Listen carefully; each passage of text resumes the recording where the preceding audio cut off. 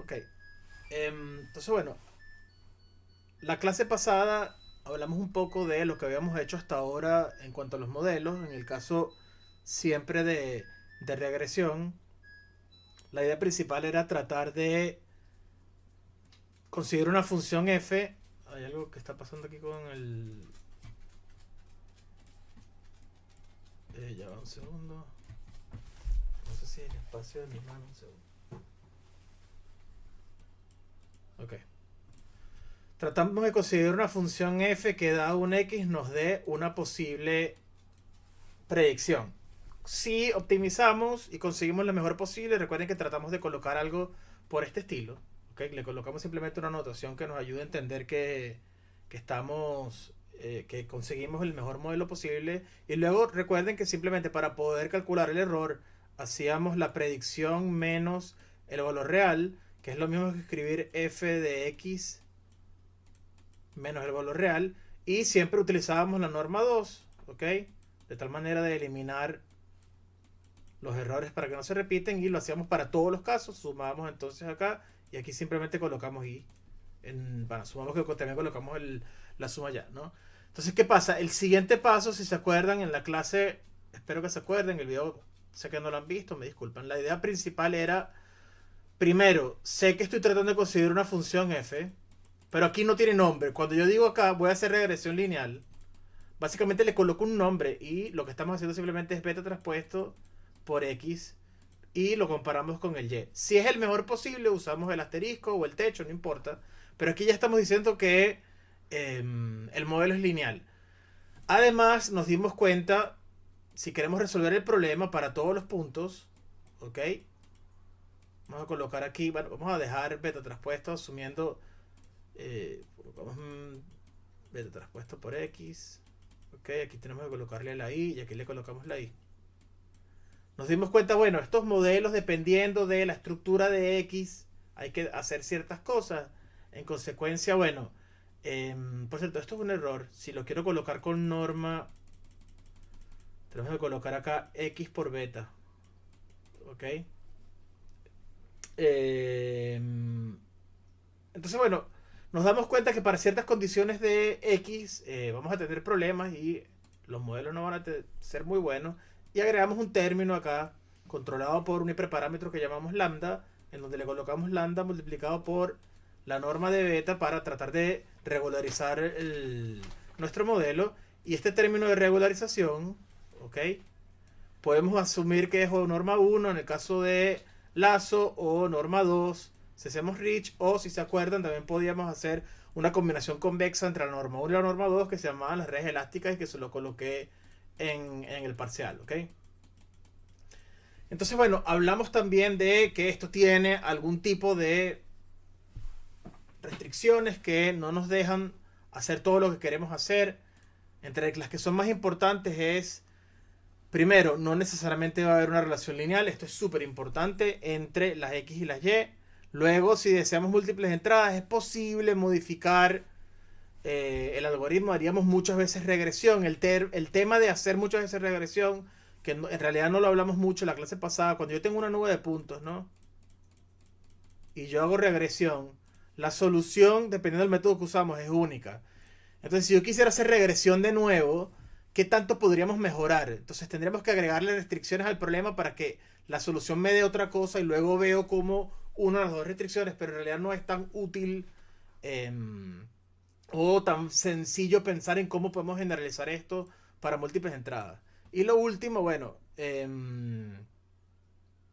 si bien era fácil hacer la parte de múltiples entradas, esto sí, el problema eran las múltiples salidas. Entonces, hicimos la analogía de cómo funcionan las neuronas y llegamos al primer modelo que es considerado una red neuronal, en donde si se fijan, la primera parte del modelo es exactamente lo que hemos hecho hasta ahora, la suma desde igual 1 hasta m de wi por xi. Esto es exactamente lo mismo que escribir w traspuesto por x.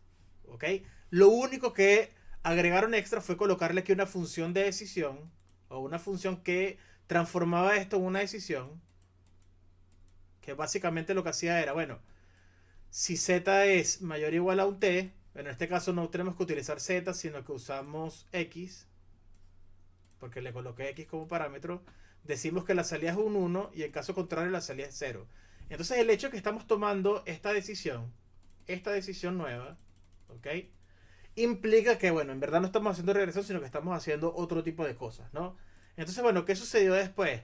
Aquí lo coloco con esta notación porque se parece bastante como vamos a escribir la mayoría de las redes neuronales, ¿ok? Pero lo importante es, bueno, esa función, esta función, que lo que hace es colocar 0 antes de un t, asumamos que el t es este valor, esto es t, ¿ok? Este es el t donde vamos a poder comparar las entradas. Aquí está abierto y luego para ese t cerrado le colocamos 1, ¿ok? El simple hecho de colocar esta función hace que nuestro funcional f de z sea no lineal. Entonces es primera vez que hacemos algo en donde la relación entre la y y las posibles z va a ser algo que posiblemente no sea lineal, ¿ok? ¿Qué sucedió? A alguien se le ocurrió, bueno, ¿qué pasa si cambiamos esa f y en vez de usar algo tan restrictivo como lo que estábamos usando ahí, que se llama la función step, usamos otro tipo de funciones como, entonces la más sencilla posible es, tenemos aquí nuestro plano cartesiano, aquí coloco x, aquí coloco mi función que recibe x que intenta modificar los posibles valores, y lo que hacemos es que para ciertos valores, cuando la función es negativa, lo dejamos en 0. No cambia el color, no sé por qué. Ok, ahora sí. Lo dejamos en 0. Y acá simplemente hacemos f de x igual a x. ¿Ok? Entonces, bueno, simplemente es una manera de simplificar las cosas. Aquí la idea intuitiva de por qué esto puede ser que funcione, muchachos, si yo derivo esto, la derivada me va a dar 1. Entonces, en algún momento, cuando empiece a calcular las derivadas parciales, en algún punto simplemente, fíjense que voy a tener aquí multiplicado por 1. Y aquí, obvio, si este x fuese otra cosa, ¿ok? Si en realidad fuese un funcional, si fuese f de g de x, y yo derivara esto, si yo derivara esto respecto a x, me daría simplemente f evaluado en g de x por la derivada de g, ¿ok? Y bueno, hay ciertas cosas sencillas de que la derivada me va a dar el mismo valor del argumento porque la derivada es 1, ¿no? Entonces, la idea fundamental es que en algún punto voy a utilizar muchas veces que la derivada lo vamos a multiplicar por 1 y va a ser bastante sencillo lo que vamos a hacer en consecuencia, ¿no? Esa función la llamamos la función ReLU, que simplemente el nombre es unidad lineal de rectificada, que es Rectifying Linear Unit. La idea fundamental es simplemente se llama Linear Unit Rectified. ¿Por qué? Porque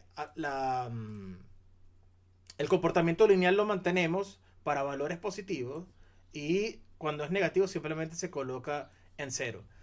Y como les dije al comienzo de la clase anterior, esta es la zona álgida interesante en donde podemos modificar ciertas cosas para que las derivadas o sean más sencillas de calcular o no seamos tan restrictivos como colocarlo en 0. En algunos casos, por ejemplo, en vez de colocarlo en 0, recuerde que, o sea, la parte negativa puede ser, supóngase que tenga este comportamiento, ¿ok? Imagínense que tenga un comportamiento que sea algo por este estilo, y al usar ReLU, simplemente colocamos todo en 0. Hay ciertas funciones de activación en donde simplemente, bueno, en vez de colocar 0, coloco una función lineal que nada más le da un cierto valor. Entonces, en vez de que sea z, colocamos un alfa multiplicado por z, y alfa es un valor que está entre 0 y 1. Y controlamos más o menos que sea una fracción del valor original. Bueno, si es negativo, aquí habría que colocarle, a ver, si lo quiero mantener negativo, no hay que colocarle ningún signo, lo dejamos así. Hay otras maneras, por ejemplo, en esta zona podemos colocar funciones que sean un poquito smooth, que sean más fáciles de calcular la derivada.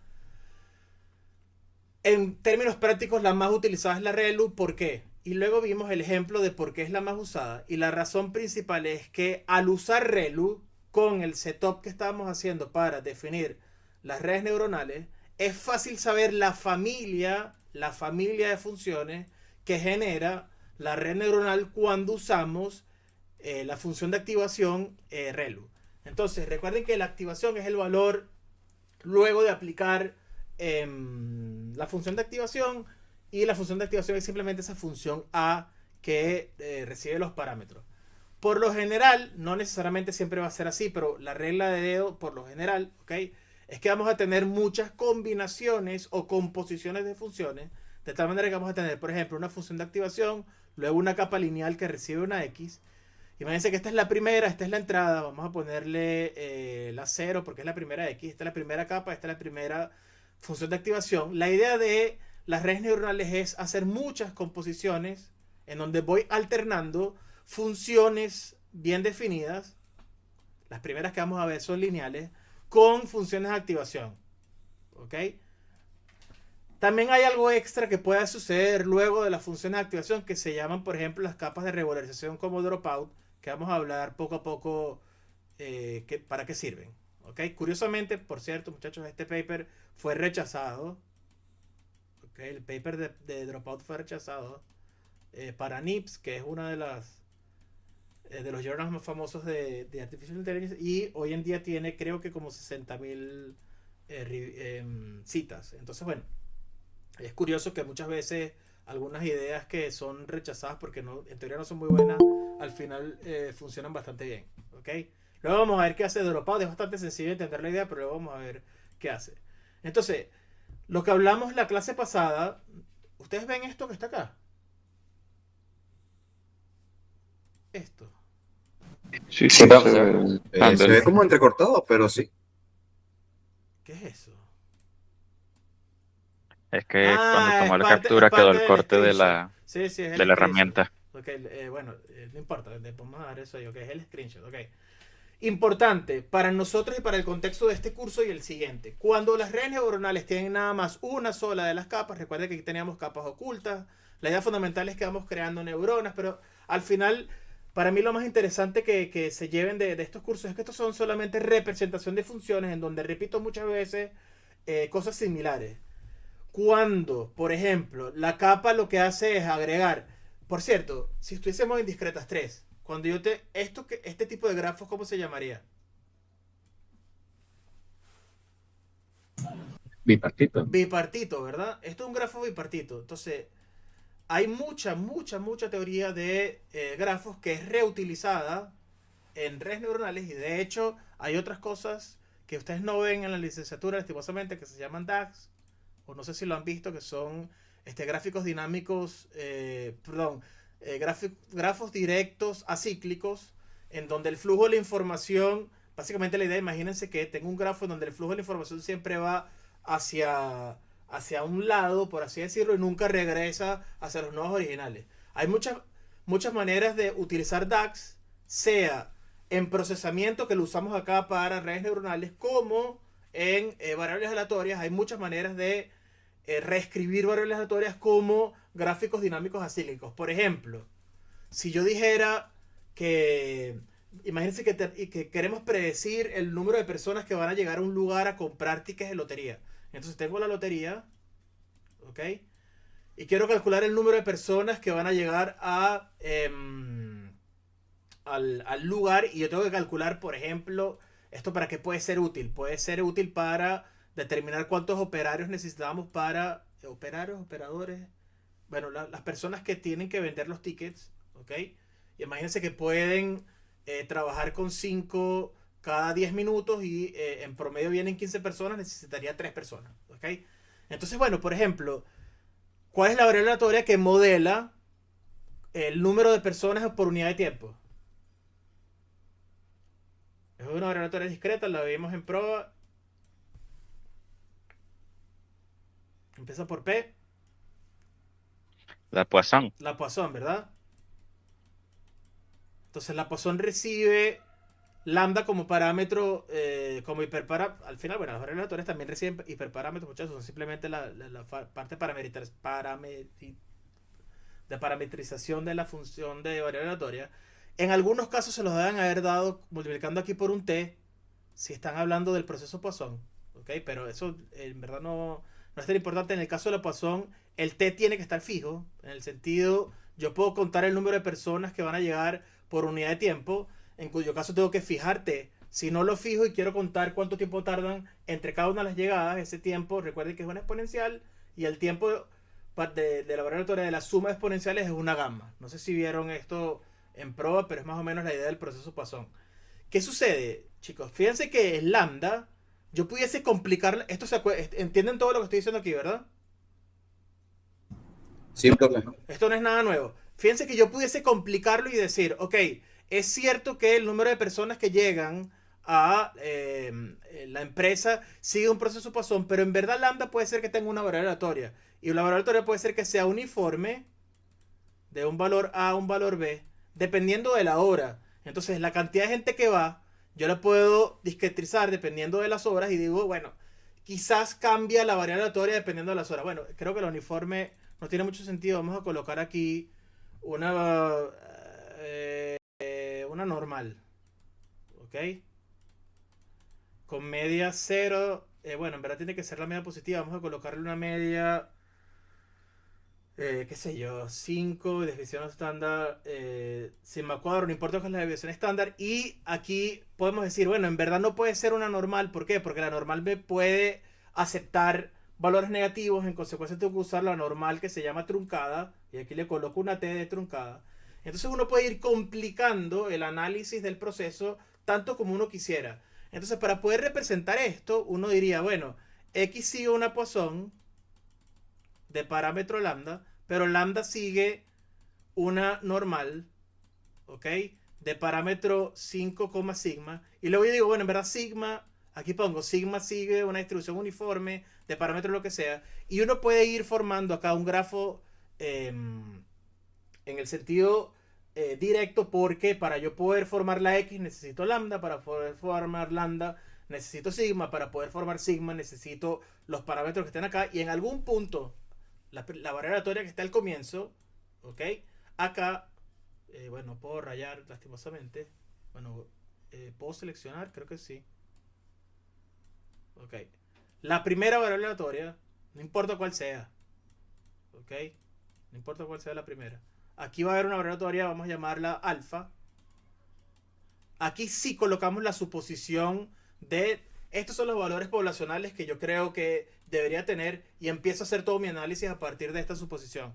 Entonces, uno puede hacer composiciones de variables aleatorias y la manera en la cual, si yo lo escribo de esta manera, puede ser que sea un poco complicado y es más sencillo hacerlo en forma de grafos en donde digo, bueno, aquí tengo una variable aleatoria, la salida de esto forma parte del parámetro de otra, si esta recibe 2, quizás son 2 variables aleatorias y puedo formar mi grafo que uno lee de izquierda a derecha o de arriba hacia abajo, donde hago composiciones de variables aleatorias. Entonces la pregunta luego es, bueno, ¿cómo yo calculo la esperanza de la variable aleatoria del de abajo, la que tiene todas juntas? Entonces hay ciertas maneras de hacerlo, dependiendo de cómo fluye la información de las variables, haciendo simulaciones, etc. Entonces, esta idea de utilizar grafos acíclicos es bastante reutilizada en muchos ámbitos. En el nuestro es de procesamiento. Entonces, por ejemplo, imagínense que estos valores tuviesen ya un número. Yo entreno mi red y esta es mi red. Al final, ojo, yo sigo teniendo mi f y mi f recibe una x. La entrada es simplemente estos valores, ¿ok? En donde acá podemos tomar la decisión de si la entrada es f de x1 o no. Pero como esto es fijo, asumimos que nada más la entrada es x, ¿ok? Pero luego yo tengo la f, yo puedo ir reconstruyendo qué es lo que necesitamos para tener la salida y. Entonces las redes neurales son representaciones de funciones. ¿Qué sucede? Reutilizamos cosas. Aquí, por ejemplo, hay una capa lineal, aquí hay una capa lineal, aquí hay funciones de activación. Lo que vamos a hacer es reutilizar instrumentos que son sencillos de conectar entre ellos y vamos a usar frameworks que, si la red está bien definida, ¿ok? Va a ser sencillo calcular las derivadas para yo poder optimizar los funcionales y conseguir los mejores posibles, ¿ok? Aquí necesitamos conseguir los mejores posibles utilizando estos frameworks que me calculan los gradientes. Siempre vamos a necesitar los gradientes. Independientemente de qué tan compleja sea la función, yo tengo que hacer en algún punto, ¿ok? Imaginemos que todos esos parámetros yo los llamo omega. Yo, si quisiera optimizar mi función, yo tengo que tener omega en la iteración n si hago descenso del gradiente. Y esto va a ser literalmente omega en la iteración n-1 menos alfa por la derivada de f respecto a omega. ¿Ok? Entonces, aquí la pregunta es, bueno, ¿cómo yo hago esto, no? O sea, ¿cómo yo hago para poder derivar esta cosa? Eso lo vemos en el curso que viene. Pero lo interesante es que estos frameworks hacen todo por nosotros. En el sentido, evidentemente tenemos que entender cómo funciona. Pero el curso tiene que ser un poco más avanzado. Pero lo importante es entender que nos ayudan a poder conseguir estas derivadas y nos ayudan entonces a poder conseguir los parámetros optimales de los modelos que queremos construir. ¿Qué sucede? Que es muy sencillo extender las definiciones de las redes neuronales. Es muy sencillo agregar una neurona nueva. Es muy sencillo agregar una capa nueva. Es muy sencillo incluso no usar capas lineales, sino otros tipos de capas. Y luego vamos a ir viendo los tipos de capas. La idea es que si yo defino, reutilizando obviamente los instrumentos que ellos nos dan, o, ojo, podemos crear nuestra propia capa, es sencillo crear este grafo. Y ese grafo que nos ayuda tanto a evaluar la función, nos ayuda el framework a conseguir las derivadas para poder conseguir los mejores modelos. ¿Ok? Entonces, bien, ¿qué vimos después? Vimos que dada la función ReLU, nos dimos cuenta y hicimos un flujo de cómo la función ReLU con un número fijo de neuronas crean funciones lineales definidas a trozos. Esto es, recuerden, cuando X pertenece a Rn, es decir, perdón, a R nada más. F de X es nada más un numerito, ¿ok? Entonces, evidentemente el dominio es nada más R, es una línea, el dominio es una línea, ¿ok? El posible rango lo representamos también como una línea, que es esta, el eje Y en este caso, ¿ok? Quería cambiar el color, pero no lo logré. Vamos a hacerlo, ¿ok? El rango sería todos estos posibles valores. Y nos damos cuenta que utilizando la ReLU, con 4 neuronas me quedan, ¿ok? 3 zonas en donde veo que me queda una función. Evidentemente cada una de esas partes son lineales, pero está definida a trozos. Es una función lineal definida a trozos. Esto me da entonces ya, nada más, fíjense, nada más, con 4 neuronas y hago f de x como mi red neuronal, ya tengo la flexibilidad de definir 4 tipos de funciones lineales, y entonces mi red lo que va a ir optimizando, obviamente lo que sucede en el trasfondo es lo que optimiza es donde pongo yo los codos, por así decirlo. Pero eso lo hace por mí el algoritmo cuando lo voy optimizando. ¿Por qué? Porque la familia de funciones que yo represento cuando coloco esas 4 neuronas es, yo diría que la familia de F serían las funciones lineales definidas a trozos con 4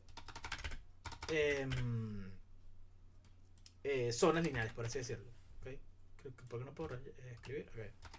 Zonas lineales.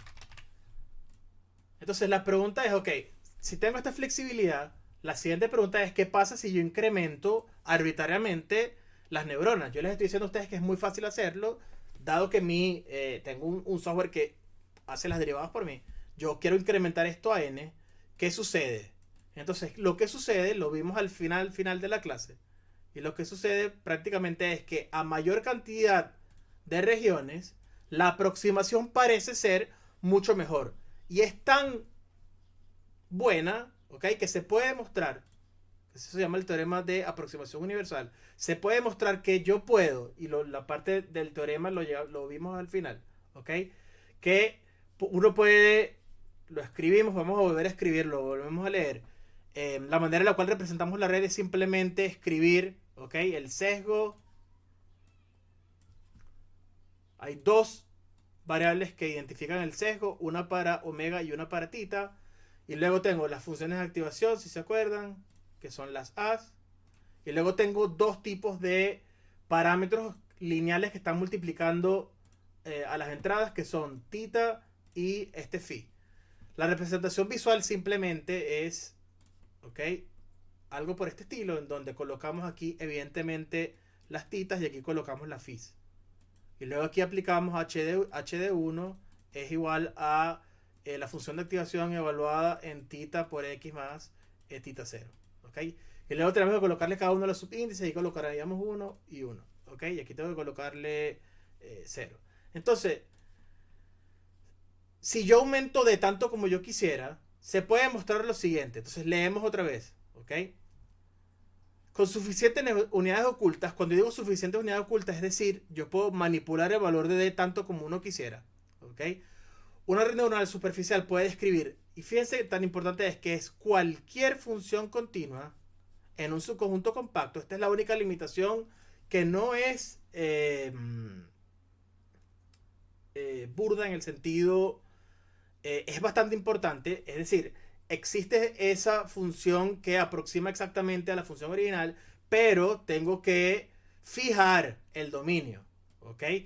Si yo no fijo el dominio, evidentemente la mayoría de las funciones están definidas de menos infinito hasta infinito, pero para que funcione el teorema fijo el dominio, pero bueno, uno hace el dominio tan grande como uno quisiera y luego evidentemente incrementa el valor de D tanto como sea necesario.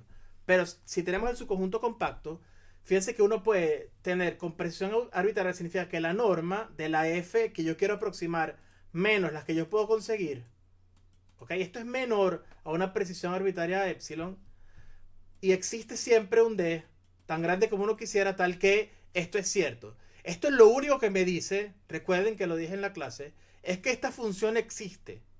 Es decir, hay una configuración de pesos dada mi red neuronal tal que esa aproximación es tan buena como que la diferencia entre ellos sea menor que epsilon.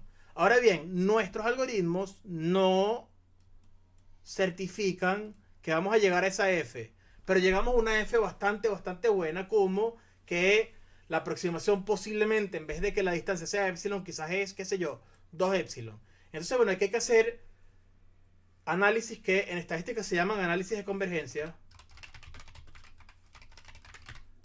Y es bastante sencilla la idea, es bastante similar a lo que hacemos nosotros con el orden de los algoritmos.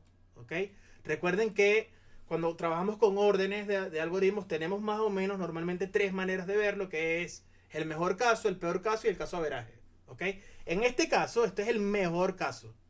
Habría que ver cuál es el caso averaje y el peor caso posible. Pero que en el mejor caso, esta representación me dé que yo puedo representar cualquier función, ¿ok? Con una precisión arbitraria, es decir, yo puedo manipular D para disminuir epsilon tanto como yo quisiera, me dice que este camino para representar funciones puede ser que funcione relativamente bien. ¿Qué sucede en realidad? Esto sucedió en los años 80.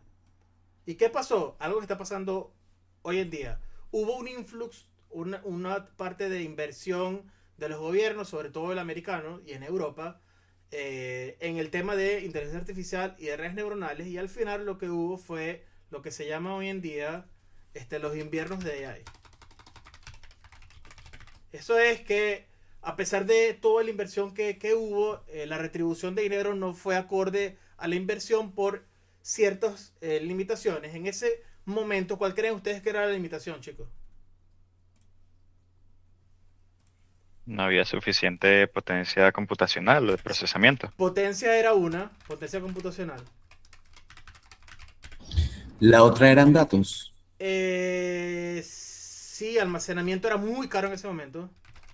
Era caro y además no solamente era caro, vamos a colocarlo aquí como una... Ok, vamos a colocar aquí el almacenamiento era evidentemente caro. No puedo tabear. Cristo. Ok, 1, 2, 3, 4. Y ya que me da fastidio esto y tengo que quitar esto. Ok. El almacenamiento era caro y además era limitado. ¿Ok? Entonces, ¿qué sucedió? No sé cómo llegué al comienzo de el notebook, pero pasó. Deberíamos estar aquí. Ok. Un segundo. ¿Qué pasó? Quando poi puoi fare 10 minuti di pausa così inviamo l'offerta? Ok, chicos, hablamos 5 minutos y si me permiten 5 minutos de pausa porque estoy enviando una oferta para comprar una casa y necesitamos tiempo, o sea, de veras, verdad, necesitamos tiempo para enviar el correo ahora porque aquí la gente se mata comprando casas. Un segundo, entonces ya vamos a... Quiero rayar aquí, ok. Entonces, potencia computacional, 100% seguro, ok. El almacenamiento era caro y era limitado. Y había otro problema. ¿Qué otro problema creen que había? Esto era un problema más que todo técnico.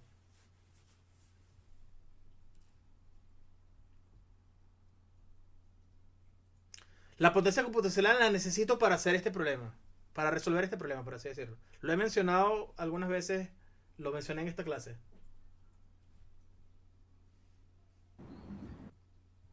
Resolver las derivadas parciales. Sí, cómo calcular las derivadas. Entonces, el punto álgido siempre fue, ok, yo puedo definir estas redes, coloco tantas neuronas como uno quisiera, ok. El tema álgido era, bueno, ¿cómo yo hago ahora para calcular estas derivadas? ¿Por qué? Porque ya les he dicho, tenemos nuestro input, luego tengo aquí mi capa oculta, y aquí asumo linearidad en el sentido, luego va a ser más sencillo, pero cuando yo pongo aquí una capa lineal implica nada más hacer el grafo bipartito, ok. Ok, perfecto. Em, si yo empiezo a agregar acá, ok, empiezo a agregar capas, fíjense que voy a tener, y aplico las funciones de activación, voy a tener, imaginamos que todo es lineal, f de x va a ser una capa de activación, de una capa lineal, de una capa activación, de una capa lineal, de una capa activación, de una capa lineal. Creo que así está bien. Entonces, son composiciones de funciones en donde ya sabemos que por regla de la cadena, para poder derivar esto, va a tener un poco de multiplicaciones, ¿no? Entonces, ¿qué va a suceder? Desde el punto de vista de, esto lo van a haber visto en cálculo, los que vieron cálculo, hay algo que se llama notación punto flotante. ¿Qué consecuencias creen ustedes que va a haber cuando yo empiezo a calcular todas estas derivadas parciales? Que este es el último punto acá. O puede ser una consecuencia del cálculo de las derivadas. ¿Aquí qué cree que puede suceder por notación punto flotante? Problemas con la representación numérica. Va a haber un Que problema con alcancemos el la... mínimo representado. Correcto, va a haber un problema con la representación. Los gradientes o van a irse a cero o se van a ir a dónde? Se van a cancelar o ¿qué puede suceder? Si flipeo el bit de signo, ¿qué creen ustedes que va a pasar? Que se hace infinito la Se hace representación de... infinito, ¿verdad? Ujú. Esto lo han haber hecho muchas veces en C, fastidiando para aprender a cómo funciona infinito. Cómo funciona la representación de flotantes. Si flipean el primer bit, va a haber problemas, ¿no? Incluso en algunos momentos les va a dar un segmentation fault porque están en una zona de... Si son apuntadores, están en una zona de la RAM que en teoría no podemos tocar. Entonces, el tema principal no solamente era potencia computacional, los computadores no eran tan potentes, no solamente era almacenamiento, porque era caro y limitado. Ojo, hace un año, ok, cuando di este curso les dije, ahora es baratísimo todo. Hoy en día hay un problema grave de almacenamiento y los valores de no solo de las RAM, sino de los discos, creció casi de manera exponencial. Entonces, bueno, esto ya hay un punto álgido acá de hoy en día de que no es tan cierto, pero sigue siendo un poco más barato de lo que eran hace 40 años, pero hoy está muy caro. Hace un año era todo baratísimo de almacenamiento. Esto es por el lado de los modelos de imágenes. Era complicado calcular derivadas y además, si lo calculara, ok, imagínense que en ese momento usaban un lenguaje que se llamaba, lo ven, espero, no sé si creo que se ve en laboratorio de cálculo, que se llama Fortran. Okay, la mayoría de todas las librerías que uno usa en C, en Python, en R, por detrás hay algo de Fortran, incluso en MATLAB. Va a haber problemas con la representación de los números, ¿ok? Entonces, bueno, lo que sucedió fue que a finales de los años 90 y comienzos de los años 2000 hubo un desarrollo bastante importante, ¿ok? Con un algoritmo que ya he mencionado el nombre, ¿ok? Que se llama backpropagation, que es un algoritmo iterativo, ¿okay? Que nos permite calcular las derivadas, en las cuales uno es muy eficiente, ¿ok?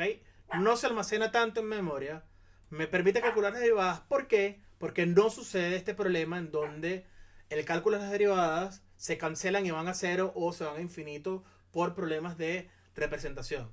Entonces, vamos a mencionarlo en este curso. La idea de este algoritmo es cómo calcular las derivadas. La primera tarea del curso siguiente es cómo programarlo y entender, ¿ok? Cómo se usa este algoritmo para poder calcular estas derivadas, ¿ok? Denme 5 minutos para enviar este correo, ¿ok? Sorry. Mariana non te l'ho inviato, basta che mi dai ok. Perché hanno me di entrambi, quindi non voglio prendermi la responsabilità.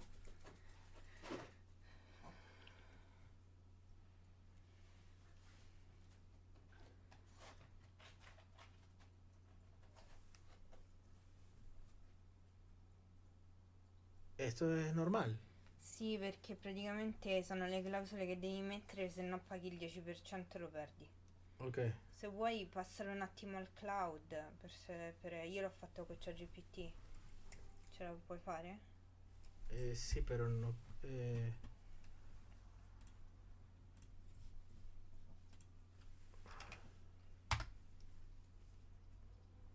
Ah, pero estoy grabando acá.